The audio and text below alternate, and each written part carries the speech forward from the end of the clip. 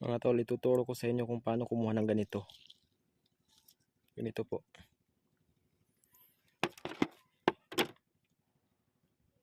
Ayan lang siya mga tol. Yan po.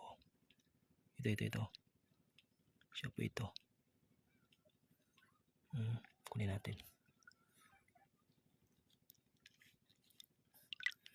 Yan.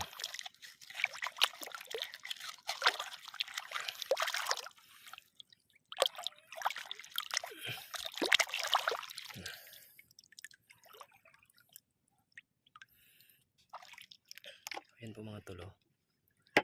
Ayan. Ayan po. Ganito po yun mga tol. Siya po yan. Kita ba? Yan, kunin natin. Malaki po mga tol.